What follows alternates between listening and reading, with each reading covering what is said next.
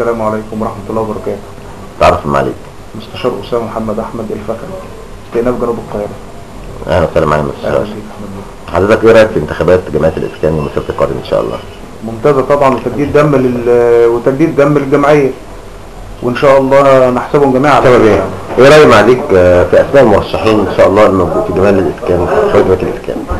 إن شاء الله هم كلهم مجموعة كويسة وناس نحسبهم على خير يعني، وربنا يكون في عونهم، عليهم مسؤولية كبيرة جدا الحقيقة يعني.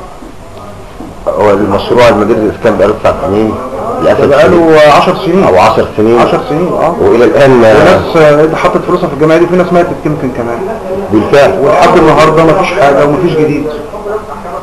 حضرتك ايه المطلوب من الناس دي ان شاء الله؟ ناس جدا جدا جدا. لا اي مكان ناجح، اي مكان ناجح ان شاء الله، ايه المطلوب منهم؟ المطلوب منهم ان هم يحققوا فعلا طموح الناس اعضاء الجمعيه، اللي يحطوا برنامج زمني اللي هيعملوه، هدف محدد يمشوا وراه، ويكون في وضوح وشفافيه. تمام.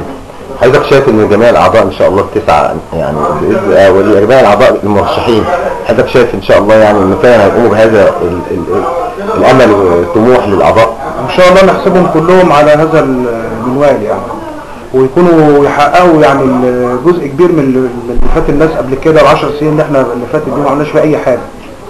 بسبب ايه حضرتك في قسم استئناف جنوب القاهره؟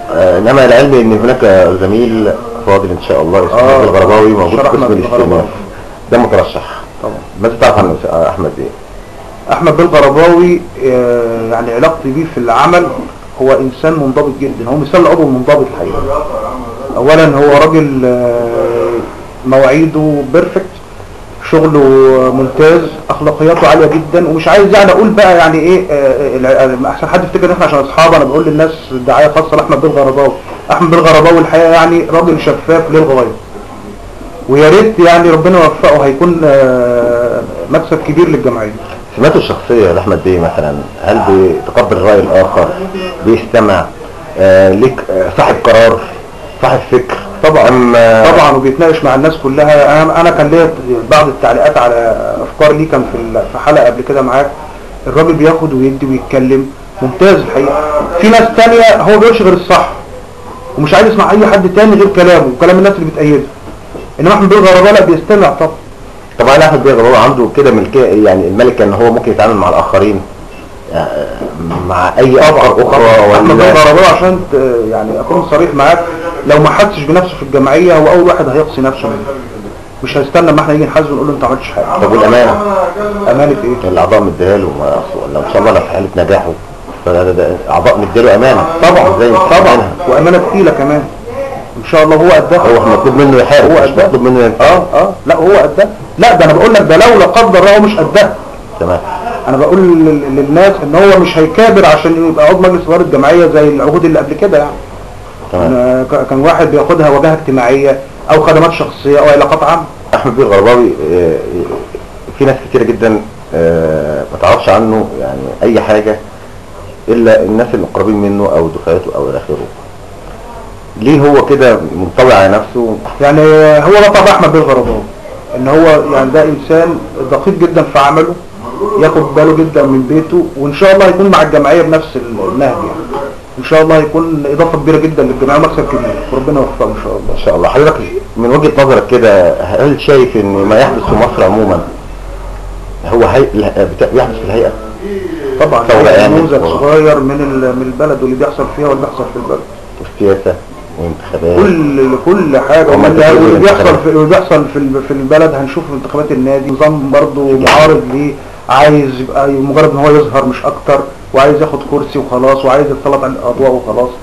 فهي الهيئه هي نموذج من البلد. نصيحه توجهها لاحمد بالغرباوي ان هو ما يلتفتش لاي حد بينتقده مجرد نقد عايز يسقطه وخلاص، ولازم يعرف كويس ان هو ان شاء الله قد الامان، ويكمل ان شاء الله في طرقه وربنا يوفقه ان شاء الله. نصيحه بقى لاعضاء جمعيه الاسكان، بصوا كويس على المرشح اللي هينتخبوه، لان دي مصلحه خاصه جدا باعضاء الجمعيه. احنا ما بنشتغلش في جمعيه خيريه للمواطنين، ودي جمعيه خاصه باعضاء مستشار الهيئه، فلازم يعرفوا كويس يقدروا الناس اللي هينتخبوها، مين هو اللي هيقدر يحقق الهدف بتاعهم، مين اللي هو اللي هيقدر يخلص المشروع بتاعهم، مشروعين اللي هم متاخرين 10 سنين و5 سنين، ونبعد عن العلاقات الشخصيه ان فلان صديقي. فانا على فكره احمد بيه الغرباوي انا قربت منه في اخر 3-4 اشهر يعني، مش صديق عشره عمر ولا حاجه، ولذلك انا بقول لك عليه كده بمنطلق ارشيدي ليه في الفتره الاخيره دي.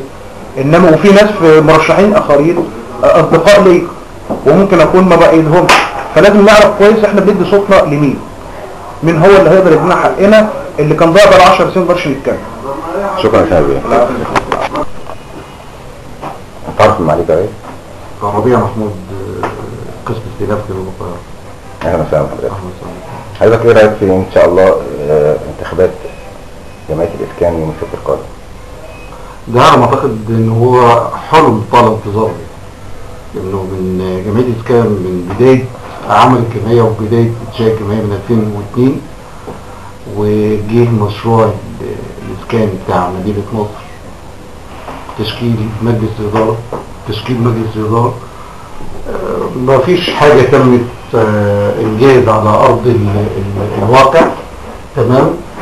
والأعضاء يعني لما استشارت خير مشروع مدينة نصر وجاء المشروع تحطمت أمال معظم أعضاء أو كل أعضاء جمعية الإسكان، وانا واحد من الناس المشتركة برضه في الجمعية، وكان عندنا امل انه يجي المشروع ملبي لطموحات الاعضاء زي ما قيل في بداية المشروع، انه تكلفة الوحدة السكنية لا تتعدى 25,000 جنيه و 30,000 جنيه اللي هي قيمة او حصة العضو في الارض بتاعت الجمعية. وقال لك هنجيب شركة وهنشارك على الارض والعضو مش هتحمل تكاليف تانية، وفوجئنا بحاجات غريبة جدا. ولغاية دلوقتي الاعضاء دفع لها 100,000 جنيه ولسه مبالغ تانية كتير باقية.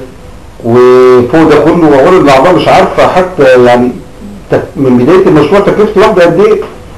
بيفاجئ العضو يجي بكرة بعده يقول لك احنا عايزين 20,000 30,000 عايزين 15,000 عايزين مش عارف كام. بدون العضو ما يكون عنده استعداد ولا عنده كتالوج ولا برنامج انك انت هتدفع الشهر اللي جاي كام ولا السنة اللي جاية كام، تكلفة الوحدة قد ايه، نظامها ايه، وضعها ايه. لغاية دلوقتي مشروع الوحدات السكنية اللي هتتبقى من المشروع الزيادة على الاعضاء محدش تم مناقشتها ولا تم التصرف فيها على اي اساس هتتم. هتاخد الشركة زي ما قالوا وهيدفعوا الفرق ولا هيوزعوها على الاعضاء. فلا حلم الموضوع مجلس إدارة الجمعية وحله والانتخابات الجديدة السبت الجاي ان شاء الله يوم 13/4 دي انا اعتقد هيكون يعني بداية خير ان شاء الله للجمعية وعمل الجمعية وخاصة مشروع مدينة نصر. طب حضرتك يعني كل هذه السلبيات ايه بقى المطلوب من المجلس الجديد ان شاء الله من يوم 14/3 على طول مباشرة؟ ايه المفروض يعمله عشان انت كعضو ومستفيد من مشروع مدينة نصر مثلا تحس فعلا ان في مجلس جديد؟ انا مش هقول من يوم 14 او من يوم 15، انا هقول من بداية انعقاد اول اجتماع لمجلس ادارة الجمعية الجديد ان شاء الله بالاعضاء اللي نازله في مجلس الادارة. اول حاجة يعملوها انا وجهة نظري يتم فتح ملف الجمعية بالكامل ويشوف اي مخالفات ان كان في مخالفات يتم اتخاذ فيها الاجراءات القانونية السريعة واللي ما تأثرش على استمرارية المشروع ونشاطه. حضرتك طبعا اطلعت على اسماء المرشحين الموجودين في جمعية الاسكان وكلهم نفسهم على خير ان شاء الله يعني. لكن انا حاسس ان هناك تكالب من بعض الزملاء على هذا المقعد، لكن مقعد دي حقيقة. انت شايف ايه في موضوع التناحر اللي موجود في انتخابات جمعية الاسكان اللي هو هم ما يتلم زي ما بيقولوا يعني؟ انا بقول احنا عانينا من مشكلة التكالب على مناصب مجالس الادارة، ان كانت مجلس ادارة النادي او مجلس ادارة الجمعية او مجلس ادارة التجديد اللي جاي في النادي. ولكن انا بتكلم على مجلس اداره جمعيه الاسكان. كل الاعضاء عانت من مشكله الاختيار العشوائي لاعضاء مجالس اداره الجمعيه او مجلس اداره النادي، يعني خاصه اعضاء مجلس اداره جمعيه الاسكان. كان تم اختيار طبعا والاعضاء كلها عارفه عن طريق ما تمش اختيار اصلا، يعني هو تم تشكيلها ومفيش كانت فيها انتخابات، تم تشكيلها يعني هنقول تعيينها، تم تعيينها، ولذلك الاعضاء ما استفادوش، ودي جت فوق دماغهم. ونتمنى من الله سبحانه وتعالى ان يكرم الاعضاء ويهديهم الاختيار الصح والدقيق بلا اي هوى ولا بلا اي تدخل من اي شخص اي كان، وليعرف الاعضاء كلهم انه مصير مشروع مدينة نصر ومشروع مدينة نصر والمشروع الثاني اللي هو القاهرة الجديدة، انه ده نجاح المشروعين باختيار الصحيح لاعضاء مجلس الاداره يوم 13 مارس. حضرتك ايه رايك في سياده المستشار احمد بيه الغرباوي؟ احمد بيه الغرباوي طبعا من الشخصيات اللي انا اعرفها من ايام ما انا كنت في كليات جنوب، ولما جيت زادت بيه علاقتي بيه لما جيت في قسم استئناف، وهو من الشخصيات المحترمه جدا والشخصيات المؤدبه جدا والشخصيات يعني اللي ليها انطباع خاص، يعني يعني شخص تحب انك انت تعرفه، تحب انك انت تقعد معاه بامانه الله بدون ما تكون انت قسم استئناف او تعرفه شخصيا او الاخير. انت طبعا تعرفه شخصيا عن طريق معرفتك الشخصيه بيه. نعم. بامانه الله تديله صوتك. نعم طبعا هديله صوت طبعا. ده يمكن من احمد بيه الغرباوي من الناس اللي بمجرد ما قريت اسمها في الترشيحات اللي نازله في مجلس اداره النادي، انا طبعا اداره جمعيه الاسكان، انا طبعا بلا شك ان انا قلت اول واحد كان عيوني على احمد بيه الغرباوي. احمد بيه الغرباوي هل ليه سمات ينفع فعلا يبقى اداري؟ نعم، من سمات احمد بيه الغرباوي في الاداره اللي انا لامسه في الشغل، اولا هو عدم يعني مش متسرع في اتخاذ قرار، هذا اتباع جدا جدا، ودي على ما اعتقد الانضباط في الشغل، دي على ما اعتقد يعني مؤهلات الاداري ان هو ما يكونش عصبي، مش عصبي وهادي طبعا، وعدم التسرع في اتخاذ القرار، ومشاركة اللي حواليك في اتخاذ القرار واخذ الرأي، دي برضو حاجة بيتميز بيها جيد يعني. احمد بيه الغرباوي مش منتمي لاي قائمة، انت شايف فرصة نجاحه ازاي؟ بالنسبة لتحديد مجلس ادارة الجمعية او الانتخابات بتاعت الجمعية بقائمة فلان او قائمة علان، انا كان وجهة نظري ان هي تتساب مفتوحة اللي عشان الاعضاء تاخد حريتها وما يبقاش فيها فرض على فرض رأي معين او مجموعة معينة، وده اللي احنا بنقول بنعاني منه، قصة ان كانت اتفاق المصالح او اتفاق الاهواء او ان كانوا منسجمين مع بعض، ولكن برضو زي ما سمعنا وشوفنا القائمة مش ممثلة لكل العناصر، دي قائمة ممثلة عدد محدد، مجموعة محددة معروفة سلفا، مش مشتملة عن مين، يعني ما وضحناش مين اللي هيتم انتخابه مثلا رئيس جمعية، مين اللي هيتم انتخابه نائب رئيس جمعية، مين امين صندوق، سايبين الامور عايمة كده. فانا وجهة نظري انه احمد بيه الغرباوي على عدم انتمائه لاي قائمة وخوض الانتخابات بشكل فردي وبشكل يعتمد على شخصيته، انا اعتقد ان شاء الله هيكون مكلف بالنجاح ان شاء الله. ومن الناس اللي برضه اللي شفتها ولفتت انتباهي جدا جدا جدا، وادعو من الاعضاء والجبهه كلها وجبهه نقول جبهه جمعيه الاسكان كلها ان هي تدي صوتها ان شاء الله باذن الله احمد بيه الغرباوي. وفي مجموعه كبيره ثانيه منهم مثلا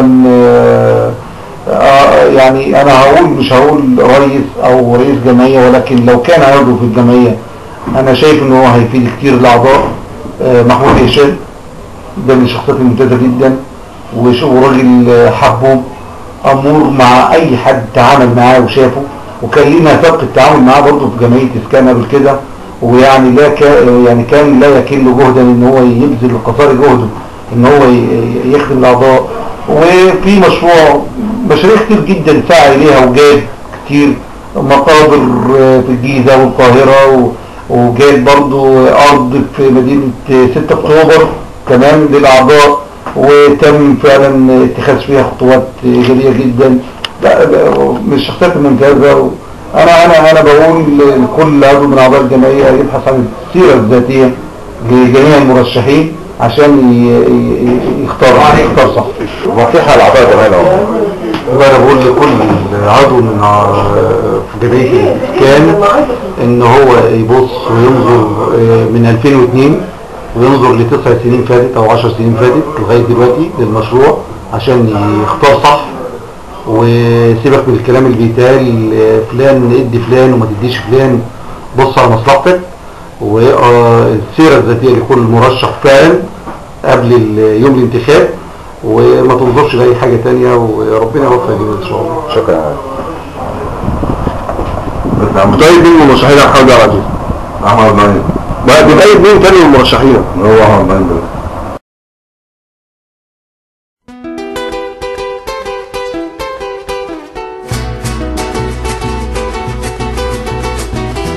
Soy un hombre muy honrado que me gusta lo mejor, a mujeres no